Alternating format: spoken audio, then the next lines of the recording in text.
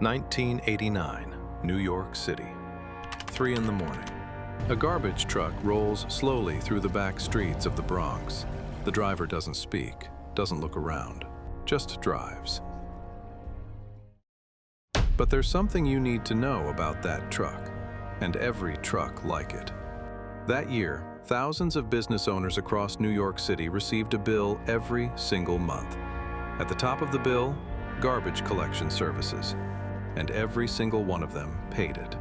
Not because they had a choice, not because they shopped around and found the best deal. They paid it because the men sending that bill weren't running a trash company. They were running the most powerful criminal organization in American history. And for 30 years, nobody stopped them.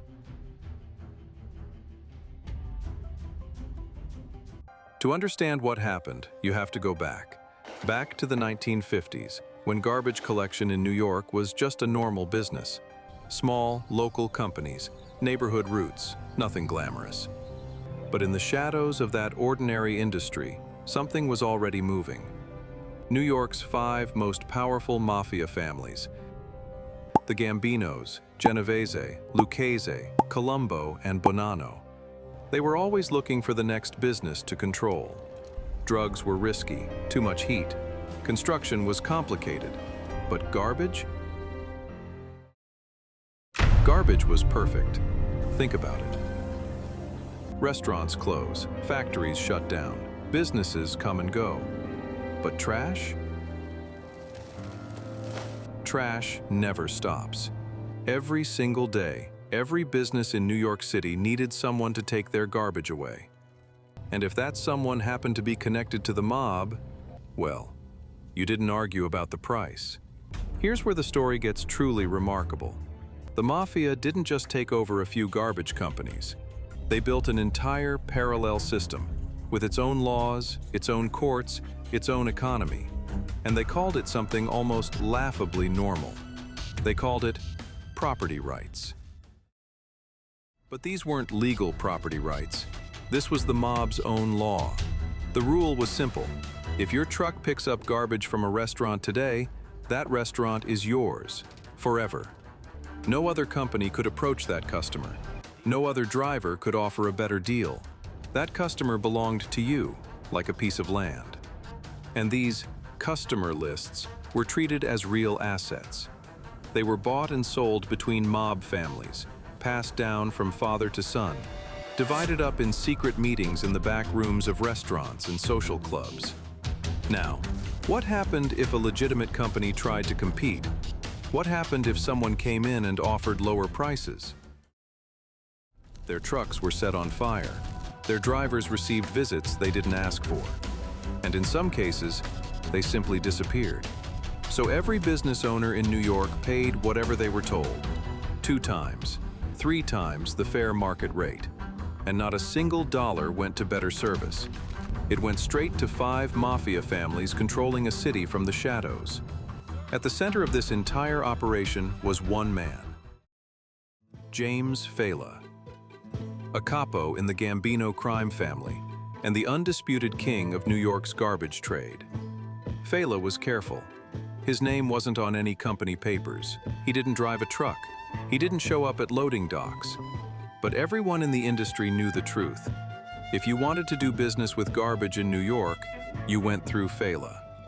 He mediated disputes between companies. He decided who got which neighborhoods. He set the tribute, the cut that every company sent upward to the families. And in return, he guaranteed something priceless in the mob world. Peace. As long as you paid, nobody touched you. As long as you followed the rules, business ran smoothly. It was, by every definition, a criminal tax on an entire city. And it had been running for decades.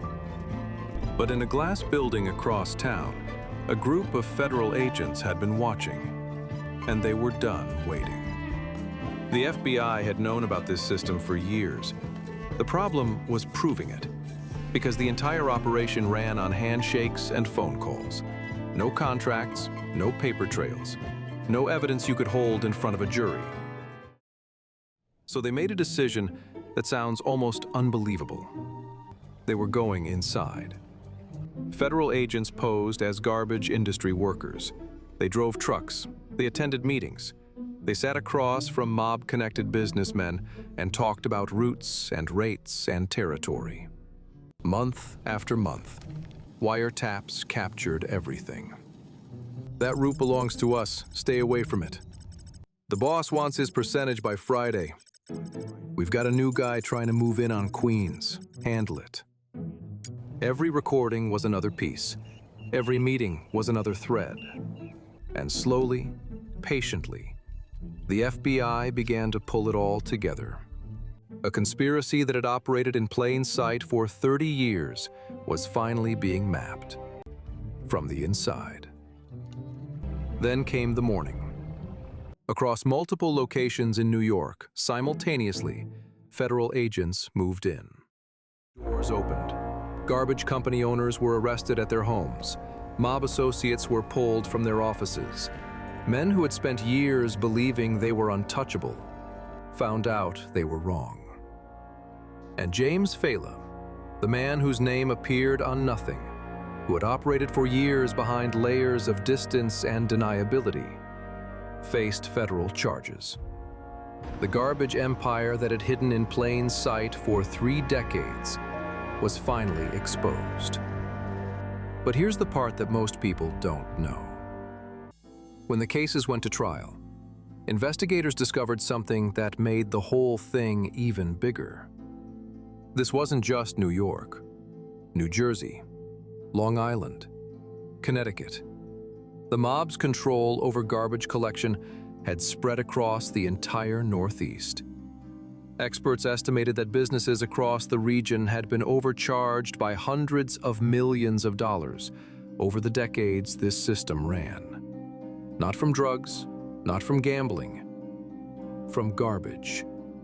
Multiple convictions followed. Prison sentences were handed down. Failla was convicted on racketeering charges. New York City eventually created an entirely new government body, the Trade Waste Commission, specifically designed to clean up the industry and prevent organized crime from ever doing this again. But investigators who worked the case said the same thing. Even after the arrests, the roots went too deep. It took years, not months, years, to fully dismantle what had been built. Because the system had become the industry. Today, garbage trucks still roll through New York City every morning. Nobody looks twice. But this story is worth remembering, because the most powerful criminal empires in history never announce themselves. They don't come in with guns blazing. They come in with a service nobody else wants to do, a business nobody thinks to question, a monthly bill that just keeps arriving. And if nobody asks where the money is really going, the empire keeps running. Quietly, night after night. If this story surprised you, you're not alone. Subscribe for more hidden history that never made the headlines.